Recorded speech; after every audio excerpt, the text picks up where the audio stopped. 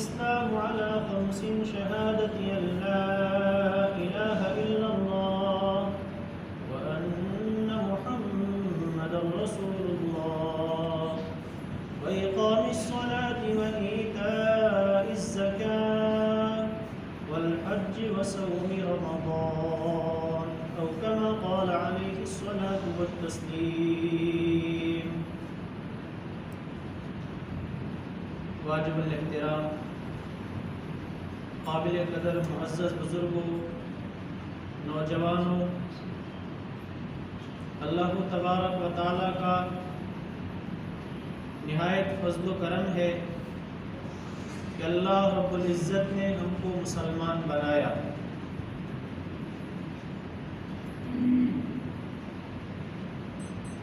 دین اسلام اللہ تبارک و تعالیٰ کے نزدیک پسندیدہ مذہب ہے،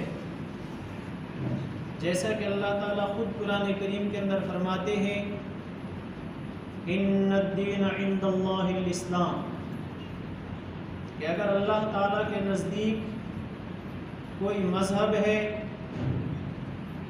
کوئی دھرم ہے، تو اس دین اور اس مذہب کا نام اسلام ہے. اور دوسری جگہ اللہ تعالیٰ فرماتے ہیں وَمَن يَبْتَغِ غَيْرَ الْإِسْلَامِ دِينًا فَلَن يُقْبَلَ مِنْهُ وَهُوَ فِي الْآخِرَةِ مِنَ الْخَاسِرِينَ.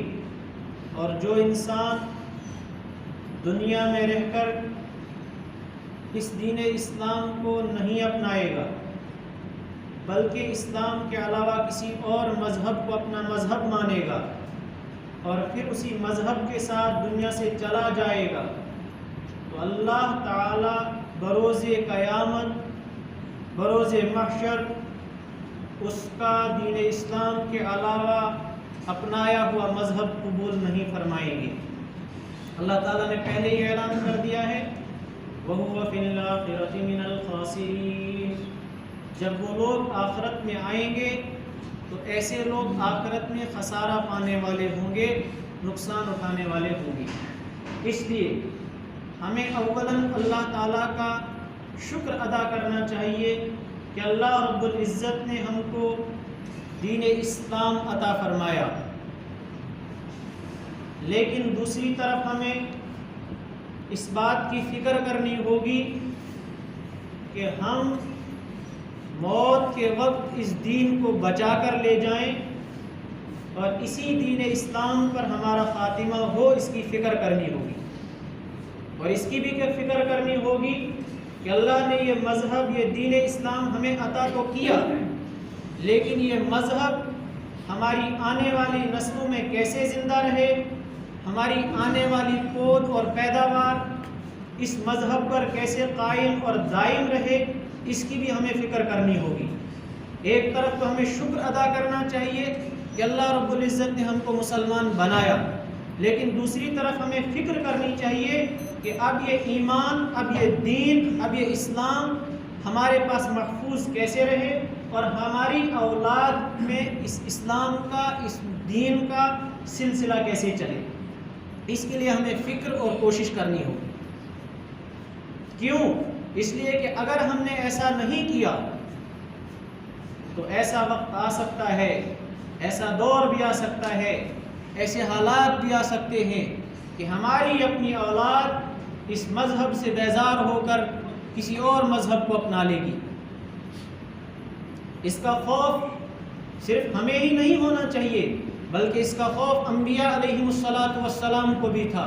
قرآن کریم کے اندر اللہ تعالیٰ فرماتے ہیں، حضرت ابراہیم علیہ نبینا علیہ السلام اللہ تعالیٰ سے دعا فرماتے تھے وَجُنُبْنِي وَبَنِيَّ أَن نَّعْبُدَ الْأَصْنَامَ.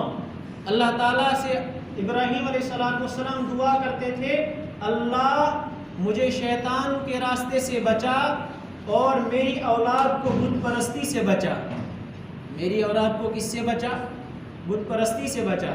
حضرت یعقوب علیہ السلام کے بارے میں سورہ بقرہ کے اندر ہے اذ حضر یعقوب الموت، جب یعقوب علیہ السلام کے پاس موت آ گئی، یعنی ان کے موت کا وقت قریب آ گیا، تو کیا یعقوب علیہ السلام نے اپنی اولاد کو بلایا اور ان سے کہا ما تعبدون من بعدی، میرے بعد کس کی عبادت کرو گے؟ میں جب چلا جاؤں گا تو میرے ہوتے ہوئے تو تم نے اللہ کو اپنا معبود مانا، تم نے دین اپنایا، لیکن جب میں چلا جاؤں گا تو پھر کس کی عبادت کرو گے؟ ما تعبدون من بعدی۔ تو انہوں نے کیا جواب دیا؟ چونکہ پیغمبر کی اولاد بڑی رتبے والی ہوتی ہے، لہذا جواب میں ان کا بہت حوصلہ مند تھا اور سننے کے لائق تھا۔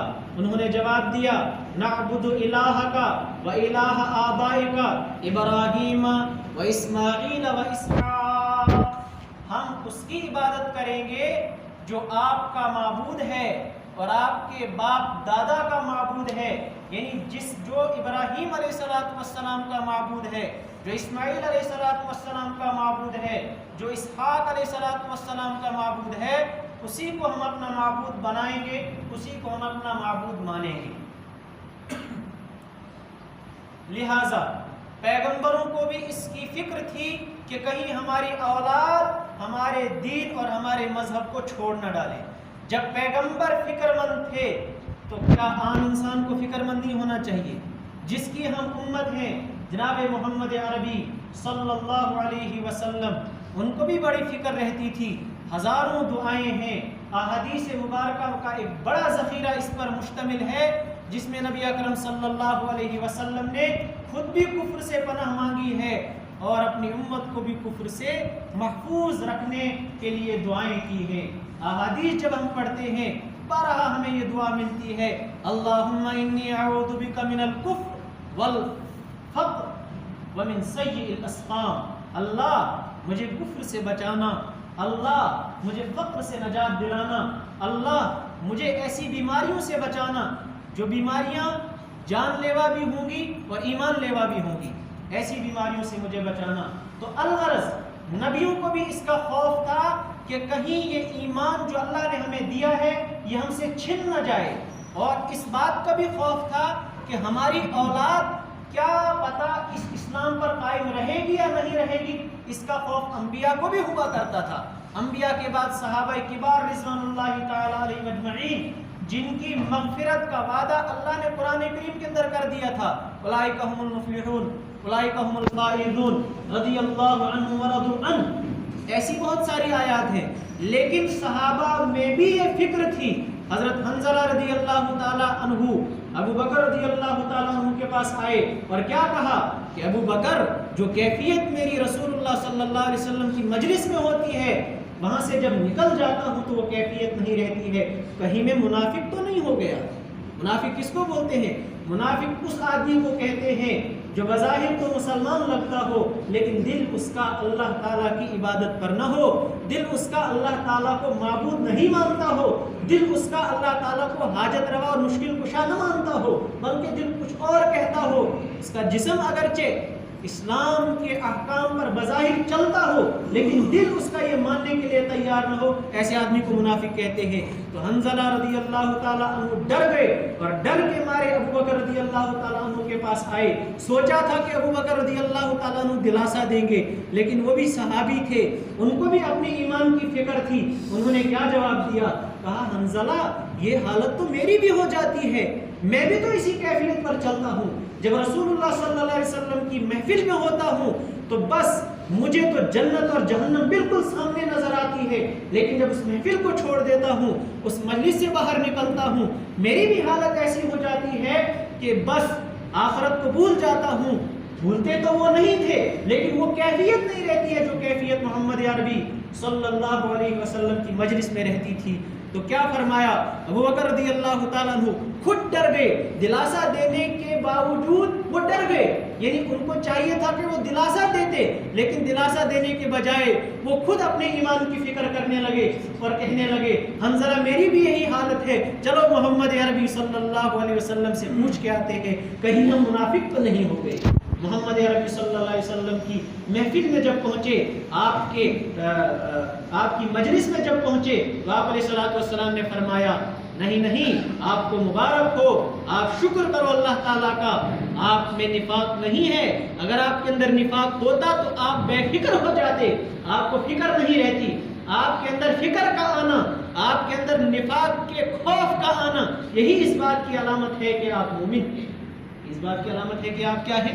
الغرض کہنے کا مطلب یہ ہے کہ اللہ نے جو ہمیں اسلام دیا ہے، ایمان عطا کیا ہے، اس پر ہم شکر کرنے کے ساتھ ساتھ اللہ سے دعائیں بھی مانگیں، اللہ اس ایمان کو ہمارے پاس قائم رکھنا، موت تک سلامت رکھنا، جب ہمارا آخری وقت آئے اسی کلمے کے ساتھ ہمیں اپنے پاس بلا لینا، اور اس بات کی فکر کر کے جانا ہے کہ جو اولاد ہم چھوڑ کر جا رہے ہیں، جو بچے ہم چھوڑ کر جا رہے ہیں، جو نوجوان ہم چھوڑ کر جا رہے ہیں، ان کے بارے میں بھی فکر کر کے جانا ہے کہ بھائی وہ نوجوان اسلام پر ہی قائم رہے، وہ اسلام کے خلاف کسی اور مذہب کو نہ اپنانے والے بنے، اس کی ہمیں فکر کرنی ہوگی۔ تو یہی ہے اللہ تعالیٰ نے کیا فرمایا، وَمَن يَبْتَغِ غَيْرَ الْإِسْلَامِ دِينًا فَلَن يُقْبَلَ مِنْهُ، جو اسلام کو چھوڑ کر کسی اور مذہب کو اپنائے گا وہ ہم میں سے نہیں ہوگا، اس کا وہ مذہب قبول نہیں کیا جائے گا۔ اور اللہ کے رسول صلی اللہ علیہ وسلم نے کیا فرمایا، آخری جو دور ہوگا وہ دور ارتداد کا دور ہوگا، وہ دور بہت بھیانک دور ہوگا۔ اللہ کے رسول صلی اللہ علیہ وسلم کے سامنے اذا جاء نصر اللہ والفتح وَرَأَيْتَ النَّاسَ يَدْخُلُونَ فِي دِينِ اللَّهِ أَفْوَاجًا، یہ آیت پڑھی گئی، اللہ کے رسول صلی اللہ علیہ وسلم کی آنکھوں سے آنسو اتر آئے اور فرمایا ایک وقت آئے گا جس طرح آج لوگ جوک در جوک اسلام کے اندر آ رہے ہیں، ایک وقت آئے گا ایک جماعت کی جماعت اور خاندان کا خاندان اس اسلام سے نکل کر دوسرے مذہب میں چلا جائے گا۔ وہ کون سا دور ہوگا؟ وہ قرب قیامت کا دور ہوگا۔ ارتداد تو ہر زمانے میں ہوا، لیکن یہ جو جوک در جوک ارتداد آئے گا، نسل نسل ارتداد کے اندر مبتلا ہو جائے گی، یہ قرب قیامت کا دور ہے۔ کیوں؟ اس لیے کہ اللہ کے رسول صلی اللہ علیہ وسلم نے فرمایا آخرت جب قیامت قریب آ جائے گی تو ایسے حالات بنیں گے، ایسے حالات بنیں گے کہ اسلام پر چلنا ایسا ہی مشکل ہوگا جیسے ہاتھ میں انگارہ لینا، جیسے ہاتھ پر انگارہ لینا مشکل ہوگا، ایسے ہی اسلام پر چلنا مشکل ہوگا۔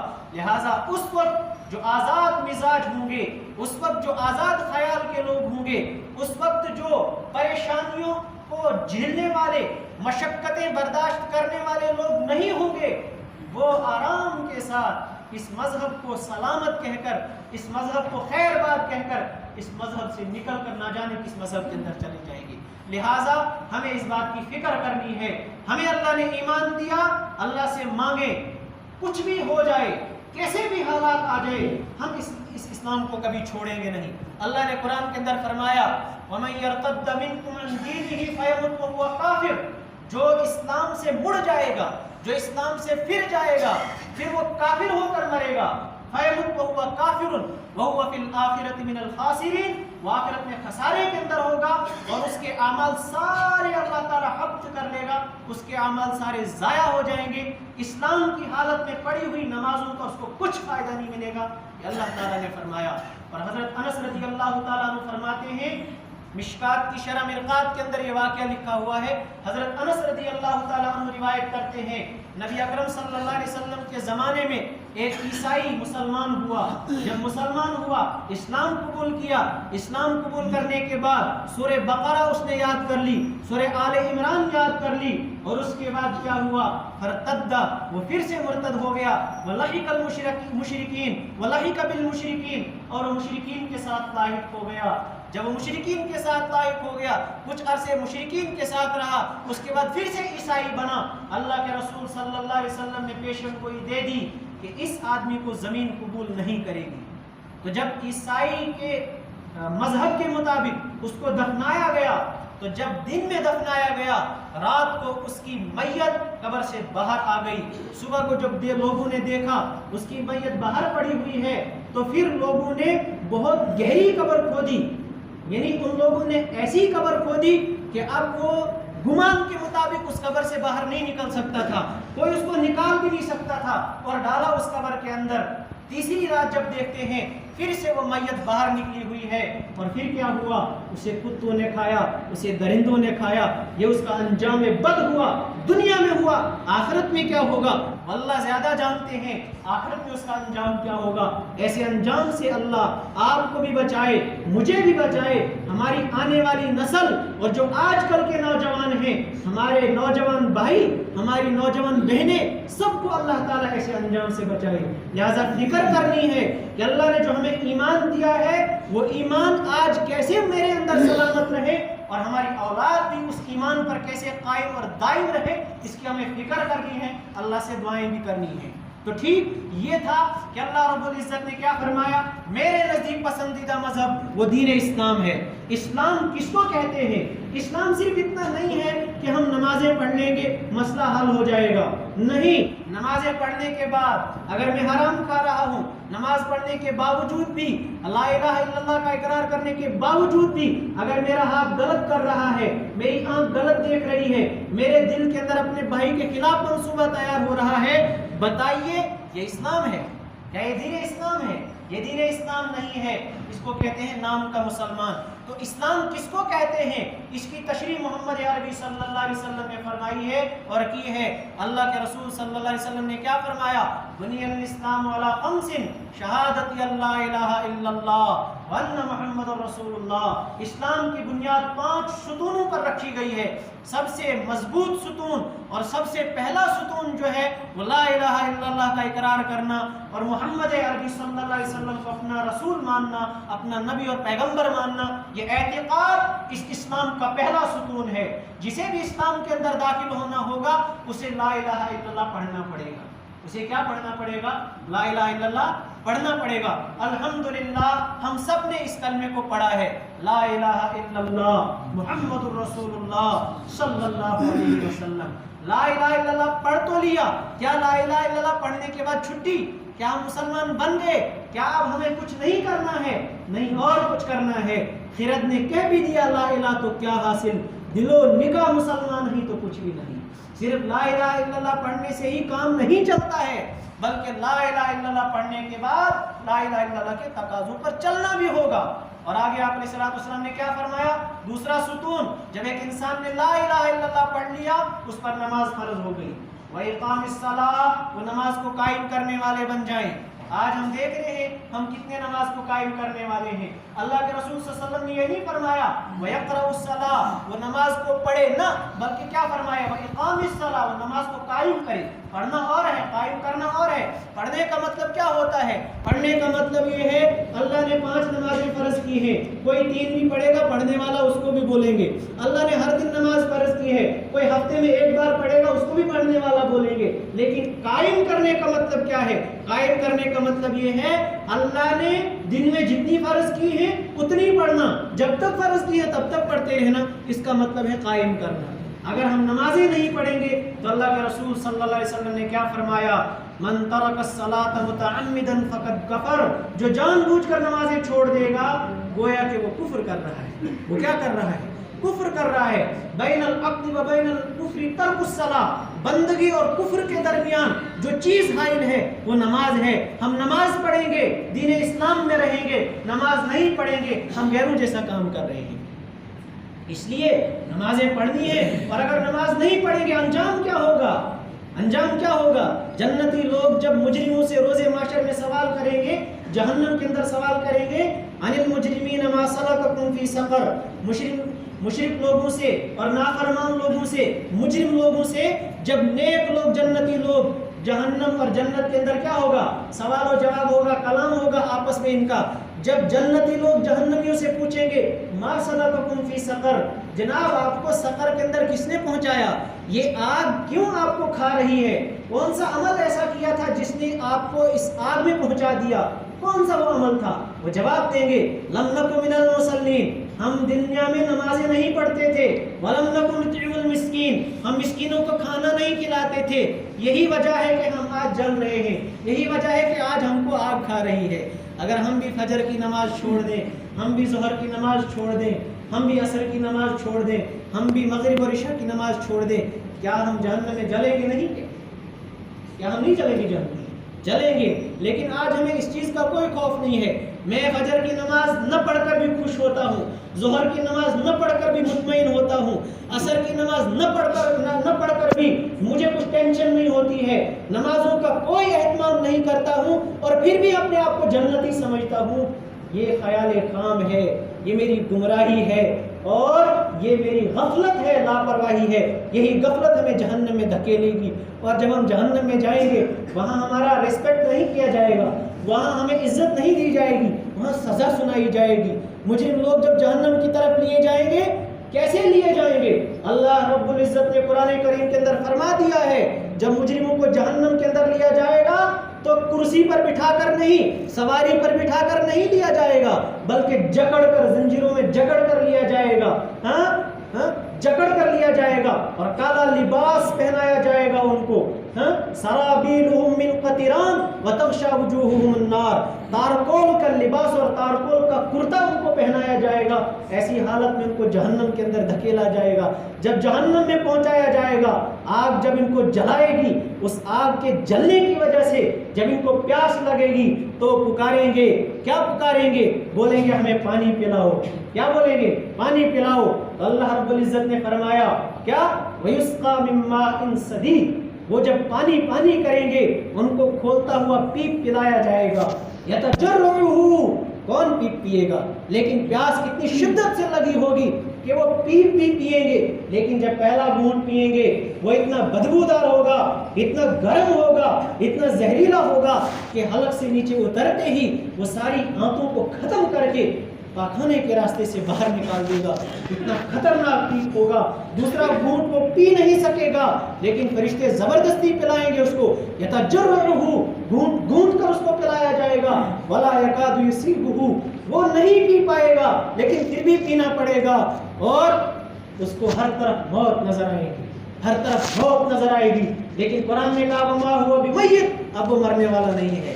ومن ورائہ عذاب غلیظ، اس کے بعد بھی اس کو ایک سخت عذاب دیا جائے گا۔ یہیں پر بس نہیں ہوگی، اس کو جب جلایا جائے گا آگ کی تپش کی وجہ سے، جب اس کو بھوک لگے گی، اللہ رب العزت نے کیا فرمایا؟ ان شجرۃ الزقوم، کھلایا جائے گا اس کو زقوم۔ کیا ہے زقوم؟ طعام الاثیم، وہ گنہگاروں کا کھانا ہے۔ کالمہل یغلی فی البطون، وہ تیل کی تلچھٹ کی طرح ہوگا، جب وہ پیٹ میں جائے گا تو جس طرح ہانڈی آگ پر ابلنا شروع کر دیتی ہے، یہ تیل کی تلچھٹ والا زقوم جب اس کے پیٹ میں جائے گا تو اس کے پیٹ میں ابلنا شروع کر دے گا، ابلنا شروع کر دے گا۔ یہ وہاں کی مہمان نوازی ہو رہی ہے، اور یہ سارے عذابات دیکھ کر، یہ سارے عذابات دیکھ کر وہ کیا کہے گا؟ وہ موت کو پکارے گا۔ وہ کیا؟ وہ موت کو پکارے گا۔ وَادْعُوا ثُبُورًا، وہ موت کو پکارے گا۔ اللہ تعالیٰ نے فرمایا لا تدعوا اليوم ثبورا واحدا، آج ایک موت مت پکارو، آج ایک موت مت پکارو۔ وَادْعُوا ثُبُورًا كَثِيرًا، آج لاکھوں موتیں مانگو، ہزاروں موتیں مانگو، جتنی چاہے اتنی موتیں مانگو، آپ کو موت آنے والی نہیں ہے، آپ کو موت آنے والی نہیں ہے۔ یہ جہنم ہے، اس جہنم میں ہر وہ انسان جائے گا جو دنیا میں رہ کر اللہ کی نافرمانی کرے گا، جو دنیا میں رہ کر اللہ تعالیٰ کے دین کو چھوڑے گا، جو دنیا میں رہ کر نمازیں چھوڑے گا، جو دنیا میں رہ کر روزے چھوڑے گا، جو دنیا میں رہ کر زکوٰۃ ادا نہیں کرے گا، جو دنیا میں رہ کر حج فرض ہونے کے باوجود حج نہیں کرے گا، جو دنیا میں رہ کر حرام کھائے گا، جو دنیا میں رہ کر اللہ کی نافرمانی کرے گا، ہر وہ آدمی جہنم کے اندر پہنچے گا۔ جب جہنمی جہنم کے اندر پہنچیں گے، ان کو جب جلایا جائے گا، یہ اللہ سے پھر کہیں گے، ہزاروں سال جلنے کے بعد اللہ سے کہیں گے ربنا امتنا اثنتین واحییتنا اثنتین فاعترفنا بذنوبنا فهل الى خروج من سبیل، پروردگار ہم نے دیکھ لیا آپ نے ہمیں 2 بار زندگی دی، 2 بار موت دی، اب ہم نے دیکھ لیا آپ کی نافرمانی کا انجام، اب ہے کوئی راستہ نکلنے کا؟ اللہ تعالیٰ فرمائیں گے اب کوئی راستہ نہیں، چپ رہو۔ یہ کچھ عرصے تک خاموش رہیں گے، لیکن جہنم کیا خاموش رہنے دے گی؟ بالکل خاموش نہیں رہنے دے گی، وہ اور جلائے گی۔ جب اور جلائے گی اور یہ پریشان ہوں گے تو اور پکاریں گے، اللہ سے کہیں گے ربنا ابصرنا وسمعنا فرجعنا نعمل صالحا انا موقنون، پروردگار ہم نے دیکھ لیا آپ کی نافرمانی کا انجام، ہم نے دیکھ لیا نماز نہ پڑھنے کا انجام، ہم نے دیکھ لیا آپ کے احکامات توڑنے کا انجام، اب ہمیں بخش دیجئے، ایک بار دنیا میں لوٹا دیجئے، فرجعنا، ایک بار لوٹا دیجئے، نعمل صالحاً، ہم نیک عمل کر کے آئیں گے، اب ہم آپ کی نافرمانی نہیں کریں گے، مگر ایک بار مہلت دے دیجئے، ایک بار مہلت دے دیجئے۔ اللہ تعالیٰ کیا فرمائیں گے؟ اللہ تعالیٰ فرمائیں گے ایسا نہیں ہوگا، یہ جو تم جہنم میں آئے ہو اس میں ہمارا کوئی قصور نہیں، یہ تمہارے اعمال ہیں، یہ تمہاری بدعمالی ہے، اور انہی بدعمالیوں کی وجہ سے تم جہنم میں آئے ہو، لہٰذا ہم کچھ نہیں کر سکتے ہیں۔ یہ کچھ عرصے کے لیے پھر خاموش ہو جائیں گے، لیکن جہنم کیا خاموش نہیں رہنے دے گی۔ آخری درخواست کریں گے اللہ تعالیٰ سے، کیا کہیں گے؟ ربنا غلبت علینا شقوتنا وکنا قوما ضالین، پروردگار ہم پر بدبختی غالب آ گئی، ہم پر جو ہے دنیا میں ضلالت اور گمراہی غالب آ گئی، ہم آپ کے نافرمان بن بیٹھے، ہم نے آپ کے احکامات پر عمل نہیں کیا۔ لیکن آج ہم اپنے گناہوں کا اعتراف کرتے ہیں، اقرار کرتے ہیں، ربنا اخرجنا منہا، اب ہم کو اس مصیبت سے نکال دیجئے، اس دوزخ سے نکال دیجئے، ایک بار نکال دیجئے، اخرجنا منہا فإن عدنا فإنا ظالمون، اگر پھر ہم آپ کی نافرمانی کریں گے پھر واقعی ہم ظالم ہوں گے۔ سنو اللہ کا جواب کیا ہے، 40 سال کے بعد اللہ تعالیٰ جواب دیں گے، اور جواب کیا ہوگا؟ جواب یہ ہوگا اخسؤوا فیہا ولا تکلمون، ذلیل ہو کر اسی میں رہو اور میرے ساتھ کوئی بات نہیں کرو۔ لہٰذا بس گزارش اتنی ہے، آج ہم آخرت کو بھول چکے ہیں، فراموش کر لیا ہے ہم نے آخرت کو، بس آپ تمام سے گزارش ہے آخرت کو یاد کریں اور اس مصیبت والے ٹھکانے سے بچنے کی کوشش کریں، اور جو 5 باتیں میں نے بولی جن پر اسلام کی بنیاد ہے ان کو اپنی عملی زندگی میں لانے کی کوشش کریں۔ جب ہم ان 5 چیزوں پر چلنے کی کوشش کریں گے، ان کو اپنانے کی کوشش کریں گے، اللہ تعالیٰ ہم تمام کو صحیح معنوں میں دین اسلام پر چلائے گا اور دین اسلام کی طرف کھینچ کر لائے گا۔ اللہ سے دعا کریں اللہ تعالیٰ ہم سب کو جہنم سے بچائے اور ہم سب کا ٹھکانہ جنت بنائے، اور جو زندگی باقی ہے اللہ تعالیٰ اس زندگی میں ہم سب کو اپنی فرما برداری والے اعمال کرنے کی توفیق عطا فرمائے۔ وآخر دعوانا